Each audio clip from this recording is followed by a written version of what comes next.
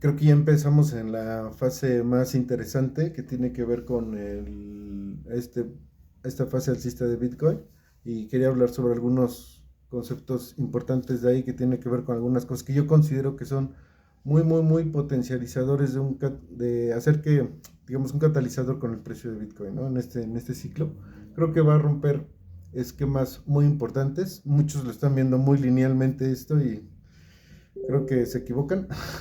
Pero es mi percepción, ¿no? Y sobre la familia Rothschild y Bitcoin, a fin de cuentas la familia Rothschild, ellos son los creadores de este esquema piramidal que se llama Banco Central y algo hicieron con Bitcoin, está interesante, está interesante. También forma parte de esa cuestión catalizadora que creo yo, ¿no? Pero bueno, es otro tema. Y otro tema que quería abordar es cómo con Bitcoin solucionamos el tema de los impuestos. Porque esto ya ha ocurrido. Eso es lo interesante con Bitcoin. Hay muchas cosas que ya están comprobadas, ¿no? Con Bitcoin no pagarías impuestos. Así de fácil. No existirían impuestos. Y ahorita llego a eso. Entonces, bueno, primero con respecto a la familia Rothschild, a fin de cuentas ellos son los que crearon todo este tema de imprimir papeles de la nada, según respaldados en oro y demás, pero es deuda a final de cuentas, ¿no? Y sirve para financiar guerras, o sea, sirve para financiar cosas infinitas que no necesita la población, no sirve para financiar producción, sirve para financiar sus intereses. Entonces, resulta que estas personas, estas familias, ya tienen bitcoins. y, y en lo que yo percibo, porque ya había bancos, ya había países, ya había organizaciones, ya habían entrado muchas entidades importantes, incluso familias dentro de Bitcoin, directa o indirectamente, pero ahorita ya dentro de los importantes que creo yo que faltaba era los creadores del Banco Central. Y sí, ellos ya tienen Bitcoin. Y justamente todo esto pasó, todos esos que entraron, que fue gracias a los ETF, también ayudó, entraron en esta fase de lateralización que llevamos como 3 meses, que va desde los 57 a los 70 y tantos. En todos estos 3 meses ha sido para que todos entraran con sus posiciones, digamos, iniciales, ¿no? Y eso que están entrando como un poquito. Y como no se había visto antes, ¿no? Ya lo que hay de bitcoins dentro de las casas de intercambio ya es muy poco. Vamos a ver cosas que, y ya hablando de otro tema, bueno, no, antes de terminar ese tema, creo que ahora sí ya entraron todos los que tenían que entrar.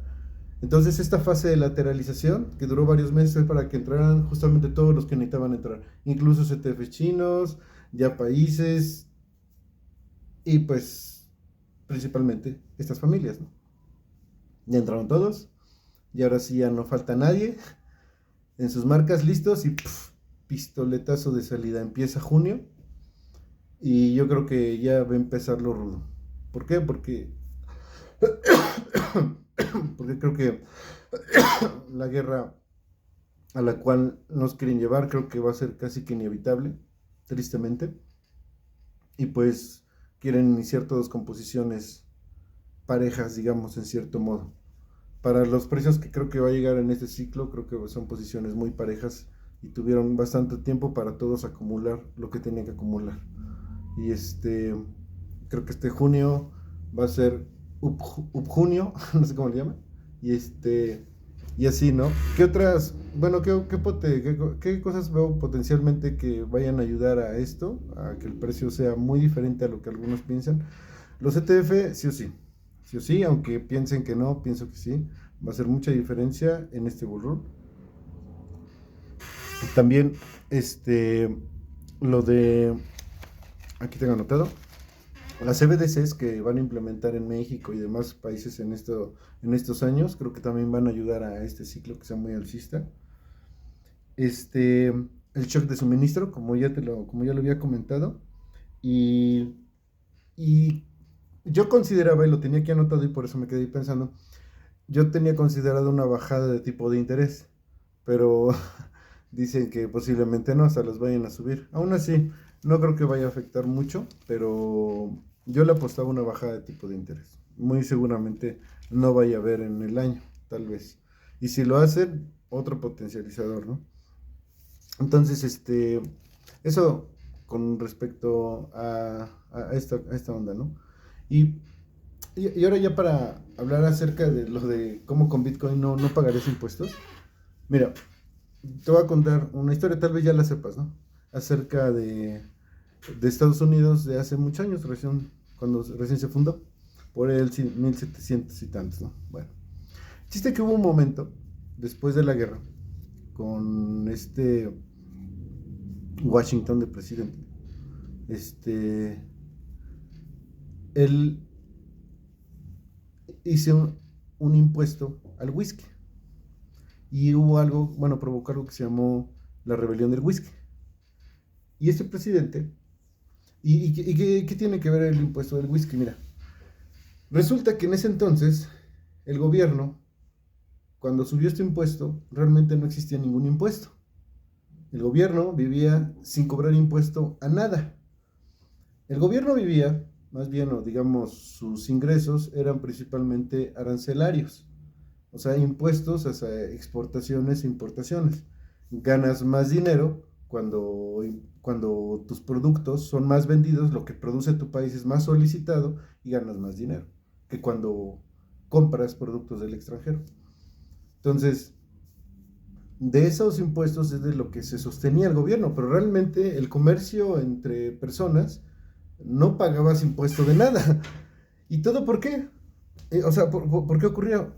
¿O cómo es que pasaba? Lo que pasaba es que en ese entonces el patrón de dinero era oro. Todo se regía bajo un patrón oro. Entonces, el gobierno, el oro, digamos, que recaudaba de los impuestos, como era valioso, le era suficiente para solventar sus gastos. Después de la guerra, con Inglaterra y demás, después tuvo otra en 1800. Pero después de esa guerra, en 1791, que implementa este impuesto al whisky. Y principalmente afectaba a los pequeños comerciantes, ya sabes, ¿no? A los grandes productores no afectaba mucho. Y pero a los comerciantes más pequeños sí, porque incluso el whisky, o sea, el whisky y el licor, como les quedaba luego mucha producción de su grano, ese pues lo procesaban, lo creaban en whisky y si no lo vendían, les servía como moneda de cambio. Entonces a los pequeños productores resulta que les cobraban 10 centavos por galón, 10 centavos por galón producido, pero a los grandes productores les cobraban 4 centavos o 6 centavos por galón, algo así. Pero era mucho menos que lo que le cobraban al pequeño productor. Hubo una rebelión, o sea, se levantaron, ya sabes, duró 3 4 años. ¿Cómo acabó esto? Simplemente por así el Estado, el gobierno federal, llevó a todo ese ejército, como unos 30,000 gentes, a apaciguar a toda la tribulta, principalmente fue ya sabes, en esos condados de la frontera de México y así. Ahí es donde hubo mayor problema. Y ya solamente así fue como dispersaron todo este tema. Y el impuesto se quedó. Pero lo que provocó esto, o sea, fue el único impuesto que generaron. Pero de ahí fuera no existía otro impuesto. Pero llegó un punto en el 1802, 1801, por ahí así, principios de 1800, otro presidente, Thomas Jefferson, él agarró y derogó ese impuesto. Y momentáneamente no hubo ningún otro impuesto más que cobrar, fíjate. Y así gobernó Estados Unidos, o sea, yo te estoy hablando que pasaron 20, 30, así, no había impuestos, no existían. Es importante entender esto porque con Bitcoin, ¿por qué a los gobiernos no les gusta Bitcoin? Primero, porque no recaudan mucho dinero, porque Bitcoin es dinero duro, es como el oro, es escaso, solo que Bitcoin es perfectamente escaso. El oro es relativamente escaso para nosotros, pero el problema del oro es que, aunque sea valioso, como puedes seguirlo produciendo y no sabes cuánto hay, solamente el chiste es seguirlo produciendo, puedes financiar cosas muy feas de manera infinita, casi que mientras exista oro que extraer, puedes financiarte lo que tú quieras, el ejército que tú quieras, todo lo que tú quieras. Y ese es el problema fundamental del oro en la cuestión de como reserva de valor, que no sabes cuánto hay y provoca guerras, provoca codicia, provoca estas cosas, ¿eh? Porque pues el chiste es simplemente tener para minar y ya, mientras tengas suficiente oro. Pero si el oro fuera finito, no podrías financiarte infinitas guerras. Y eso es lo que ocurre con Bitcoin. Hay gobiernos que lo van a entender y hay gobiernos que no. Pero si tu gobierno es de los que sube impuestos, muy seguramente es un gobierno muy ineficiente. Y entre más impuestos se suban, más ineficiente es el gobierno, porque quiere decir que está gastando más. Fíjate, hace más de 200 años le subieron un impuesto a un whisky, algo que preparaba la gente, que provocó mercado negro. A fin de cuentas, ni siquiera lo pudieron recaudar. Ya mejor lo quitaron. O sea, fíjate, llegó al punto que mejor lo quitaron. Este,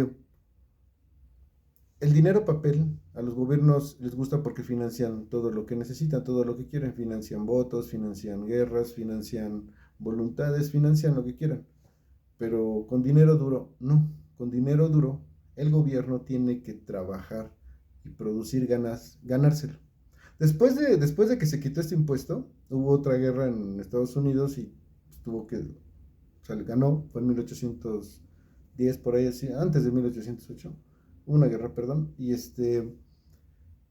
también se tuvo que volver a financiar y subió, no, y subió otros impuestos, pero ya los otros impuestos que subió ya era no a los productos, es que eso no se hacía. Lo hacía, por ejemplo, que querías tramitar una licencia de conducir o algo así, que querías tramitar un permiso de algo, solamente en esas cosas que el gobierno te proveía, pero de ahí en fuera, todos tus productos y servicios no pagabas tal cosa que impuesto. Eso es algo que se inventaron en Europa, esos del impuesto al valor agregado, el impuesto sobre la renta. Después te digo, sí hubo algunos impuestos en Estados Unidos, pero fue muy, muy, muy poco.